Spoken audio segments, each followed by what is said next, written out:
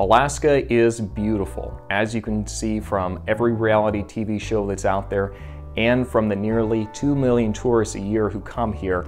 It is absolutely breathtaking. Now, one question I get quite a bit from a lot of folks that do come up here and kind of experience Alaska is, can I afford to live here? You know, is this something that I can do? So by the end of this video, I'm going to really break it down for you and show you if this is something that you can actually make happen for yourself, if it's something that you want to make happen. Before we get started, make sure that you give this video a like, make sure that you subscribe to my channel to receive more information like this that's going to be helpful for you, and make sure that you hit the little bell over there, because that's going to give you notifications about whenever I create a video like this that's going to be useful for you. Okay, now let's get down to business. I'm going to break this down into 4 sections for us to talk about. We're going to talk about the income in Alaska, just in general. We're going to be talking about the expenses. We're going to be talking about the affordability of housing, and we're going to talk about special factors that impact the Alaska market. The first thing I'm going to say is that Anchorage is going to have a disproportionate impact on what happens to the rest of the Alaska economy. The reason for that is that well over about 40% of the state's population lives in the municipality of Anchorage. Okay, so that's a pretty big lion's share of what's going to be happening in Alaska as a whole. So that's something really to keep in mind here. So when I use a lot of references to Anchorage, it's not to sandbag anyone or cut anyone out. It's just that's where the majority of lion's share of the state's going to do, and as Anchorage does, that's usually a pretty good indication of what's going on in the rest of the state. Now, let's go ahead and dive into this. The average income for people who are living in Anchorage is actually just over $74,000. Okay, so that's obviously going to be pretty high for a median. Now, the average for the United States income is going to be just under $62,000. Obviously, it's going to really depend on your industry and what it is that you're doing when you get up here. If you are an engineer, you're obviously going to be making a little bit more than, you know, if you are, I don't know, let's say serving tables, or, you know, substitute teaching, or any other job that I used to do. So that's something that we really need to look at. So you are going to be making more in Alaska. Now, I will also say, when you're looking at Anchorage, it's actually higher, because in Anchorage, the average income is actually a little over $81,000. Okay, so $74,000 the entire state, Anchorage specifically, $81,000 on average. So doing pretty good. Now, let's have a look at topic number 2, the expenses. Obviously, expenses are going to be higher up here because it does cost more to actually transport things here, and that's obviously going to be a big factor into any consumer good. So I'm going to give you just kind of a basic idea for how much you can expect to spend over here. Okay, milk, I know a lot of people use this as kind of a gauge to kind of get a feel for the area. Milk is just under $4 per gallon. Okay, so let's keep that in mind. I am a single guy. I do eat a lot though, because I'm trying to put on more muscle. And typically, I mean, between my grocery bill and eating out, I will spend about $250 a month on food. So that should give you kind of a good idea for what you can expect to spend on some of those common expenses. Okay, so typically Alaska, and Anchorage specifically, is going to be a lot more affordable than a lot of other really expensive states that you would think about. And so, I mean, like New York, a lot of places in California, pretty much feels like anywhere over in the Northeast, Honolulu, all those are going to be more expensive than Anchorage and Alaska. And the other thing I really want to point out Alaska really has become a lot more affordable in recent years than it was in the past. Right now, we are sitting at roughly 27% above the national average as far as cost of living. So in other words, how much are those expenses? However, a couple decades ago, we were actually sitting at about 41% above what the average was. So we are actually becoming more affordable as we move along here, which is great. Now, how is the housing situation and what are the special economic factors that impact Alaska and Anchorage in general? I'll get to that in just a minute, but if you found this information useful, please give me a thumbs up, subscribe, and also make sure that if you have any questions that you want answered by an Alaskan that's actually here and lives here year-round, I would like to add, then make sure you post those comments down below, any questions you might have, and I'd be more than happy to give you a no-holds-barred, 100% truthful answer for any questions you might have. How are we doing on housing? The big thing that I'd like to point out to people, we actually have a drop in the number of new homes up here that are being built. And a lot of the homes that are being built is actually not in Anchorage, but actually in the Mat-Su Valley. It's about, probably about 30 minutes to an hour away from Anchorage, further up north.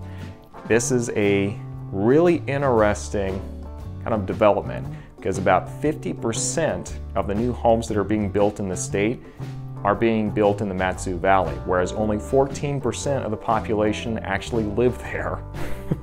So that's still good because it's close enough to Anchorage to where you can work in Anchorage where the wages are going to be higher, typically, depends on your industry, right? But you can work in Anchorage, live in the Mat-Su Valley where the cost of the houses are going to be a little lower. So that's good news. Now, I will also say though, that there are not a whole lot of new houses being built in Anchorage.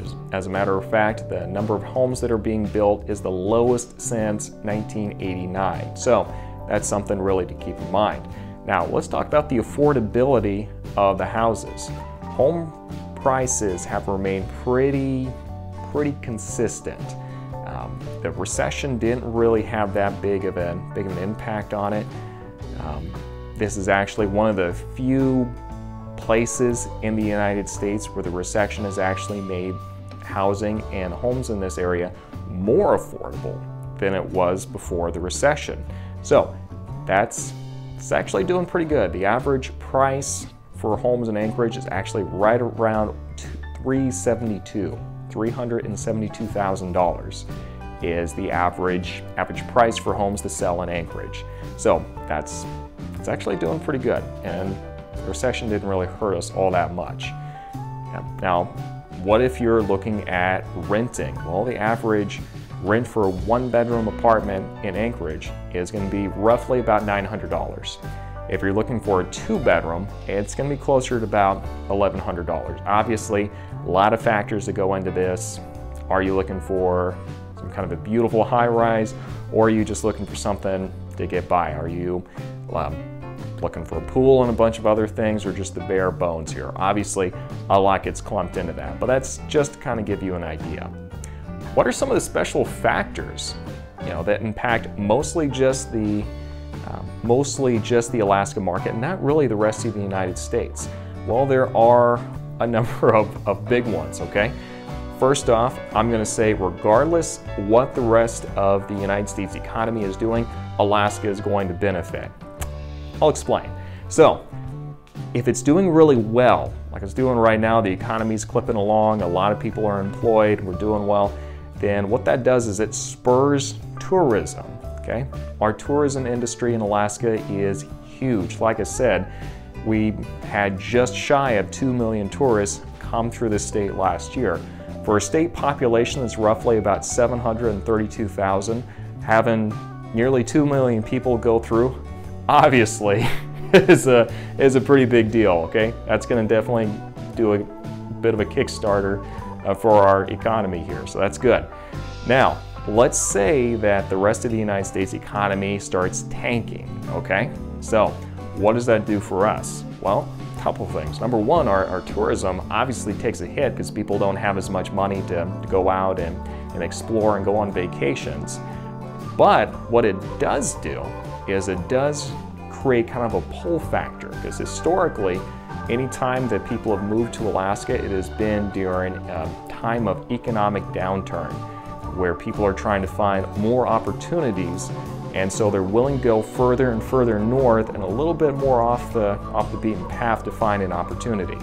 So, like I said, regardless how the U.S. economy is doing, Alaska stands to benefit. Now, another factor that impacts Alaska and not the rest of the United States is what is called the permanent fund dividend. What this is it is essentially a bank account that the state of Alaska created when we started, and it says that all the proceeds that come from the oil and any of the money from any of the exploration and oil they have further up north, that actually goes back, some of the proceeds of that will go back to the citizens of the state, because in the Constitution of the state, the citizens actually own the resources of the state. So as a result of that, you actually will get a check every year from the state per person in your household.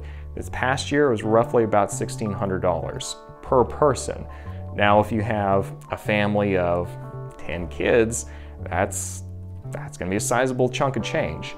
Now, it's interesting to see how this impacts the area, okay? Some people will take that and it's just extra spending money and we're just going to go buy whatever. Other people are really strategic in how they use it. Obviously, it's going to be up to you to decide however you use it. If you do want to qualify for this, though, you got to actually live up here the whole year, okay? So no snowbirds. You can't just come up here for the summertime and then run out as soon as the winter hits. You have to live here and then do so for, I think it's at least a year. So that's definitely a factor that's impacting the market here that doesn't really impact the rest of the United States. Now, finally, another factor that impacts the Anchorage and the Alaska market in general is oil, okay, and energy. Alaska is an energy economy. A lot of what we do is going to be kind of centered around what the oil prices are doing, okay, and how much oil we can produce further up north. If we have a bunch of industries that are built around supporting this energy sector in our economy, you can see how it becomes such a big deal. So those are going to be some of the those are going to be the big factors that impact the local market. If you have any other questions, make sure that you comment down below or contact me directly. I'd be more than happy to answer any questions for you.